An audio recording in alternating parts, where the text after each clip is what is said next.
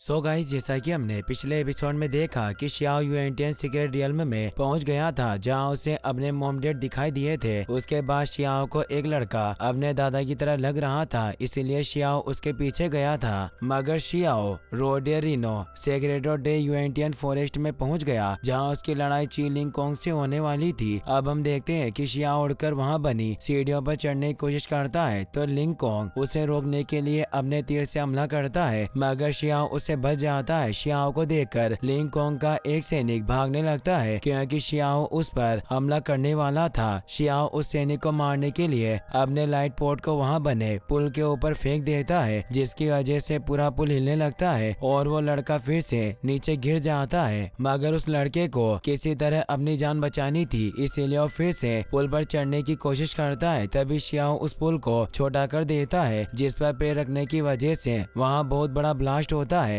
तभी शियाओ को mystical bone root दिखाई देता है, जो कि उड़कर वहां से गायब हो जाता है। फिर शियाओ अपने पावर से उस पुल को अपने पास खींचकर रख लेता है। दूसरी तरफ फायर डीमन पैलेस के एल्डर जोर से हंसने लगते हैं और कहते हैं कि कौन इतना डरपोक है जो इतनी जल्दी भागकर यहाँ आ गया। तभी उन्हें पता चलता है कि उनके कबीले का स्टूडेंट है। फिर वो सैनिक अपने एल्डर को बताता है कि एक लड़का जो हम पर हमला कर रहा है वो डीमन लॉर्ड के बराबर है, जिसने हमसे पुल भी छीन लिया। उसे रोकने के लिए आप किसी को भेजें। ये सुनकर जीलिंग और किन सोचते हैं कि क्या डीमन पैलेस के लोगों से किनाओ लड़ा होगा। अगर ऐसा है तो किनाओ की जान को खतरा है। वहीं शियाओ उस सैनिकों को मारने के लिए आगे बढ़ता है, जिसे देखकर कोंग शियाओ से कहता है कि अगर तुमने अभी इसे चोट पहुंचाई तो यहाँ से निकलने के बाद ये तुम्हें जरूर मार देगा। तो शियाओ कहता है कि जब इसका मास्टर अपनी जान नहीं बचा सकता तो ये बाहर आकर मेरा क्या करेगा। इस बात से कोंग को गुस्सा आता है और वो फिर से शियाओ पर हमला करता है, मगर इस बार भी शियाओ कोंग के हमले से बच जाता है। ये देखकर वो सैनिक बर्ड में बदलकर भागने लगता है, मगर वो अपने फॉर्मेशन से टकराकर मर जाता है। ये सब देखकर कोंग काफी गुस्सा होता है और शियाओ से कहता है कि तुम बहुत नीच हो, मैं यहाँ बाहर निकलने का रास्ता ढूंढ रहा हूँ। जैसे ही मैं यहाँ से बाहर निकलूंगा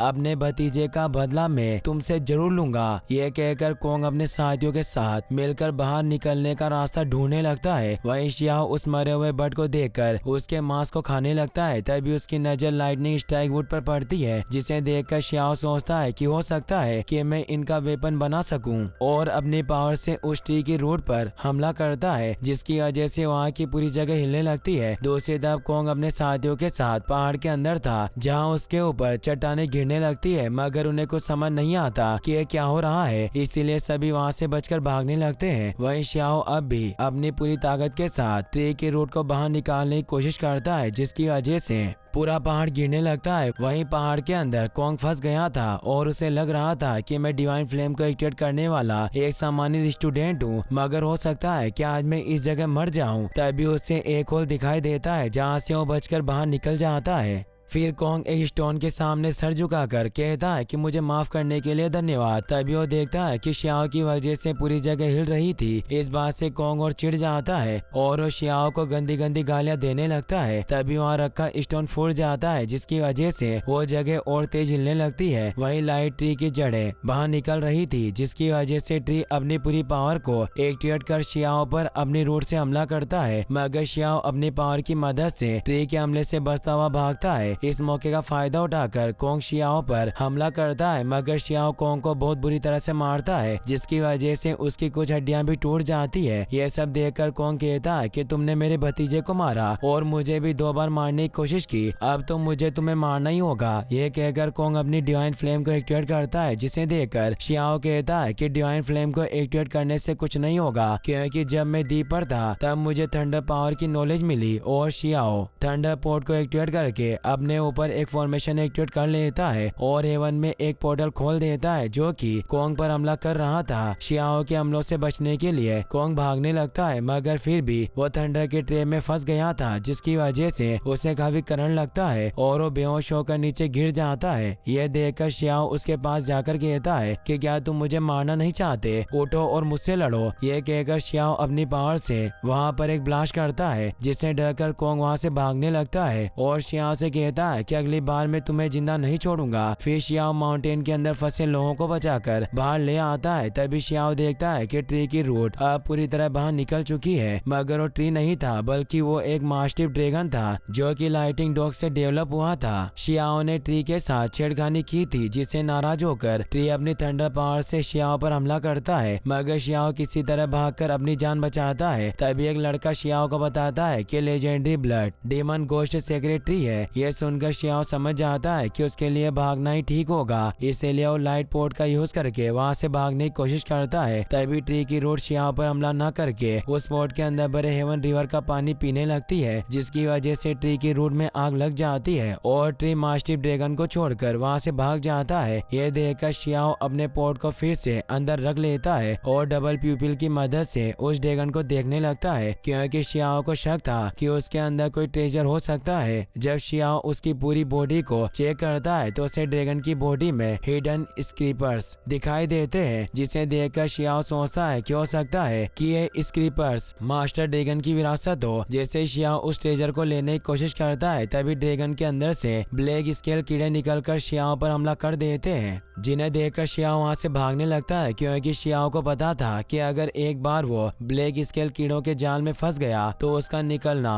और भी मुश्किल हो जाएगा। भागते हुए शियाओ कुछ कीड़ों पर अटैक करता है और उन्हें चकमा देकर वहाँ से भाग जाता है। काफी मुश्किलों के बाद वो कीड़े शियाओ का पीछा छोड़ते हैं। फिर शियाओ ड्रैगन की बॉडी के पास जाकर उसका ट्रेजर लेकर वहाँ से भाग जाता है। तभी वहाँ कोंग आता है, जिसे ड्रैगन की बॉडी देखकर पता चल गया था कि शियाओ ड्रैगन का ट्रेजर ले गया, मगर उस ट्रेजर के लिए कोंग ने काफी मेहनत करी थी। तभी लाइट ट्री आकर कोंग पर हमला करने लगता है, क्योंकि उसे लग रहा था कि कोंग ने ड्रैगन का ट्रेजर चुराया है। ट्री से बचने के लिए कोंग भागने लगता है और सोचता है कि यह सब शियाओ की वजह से हो रहा है। उसने ट्रेजर चुरा लिया और सारा इल्जाम मेरे ऊपर लगा दिया। अब शियाओ मेरे हाथों से बच नहीं सकता। वहीं शियाओ सेफ जगह पर पहुंचकर सोचता है कि यूएनटीएन सीक्रेट रियल में बहुत बड़ा है और मुझे नहीं पता कि इतनी बड़ी जगह में दादाजी कहाँ गए होंगे, और अगर वो मुझे मिल भी गए तो सबसे पहले मुझे इन कीड़ों से पीछा छुड़ाना होगा, क्योंकि ब्लैक स्केल कीड़े अभी भी शियाओ का पीछा कर रहे थे। इसीलिए शियाओ सोचता है कि पहले तो मुझे अपने राज्य को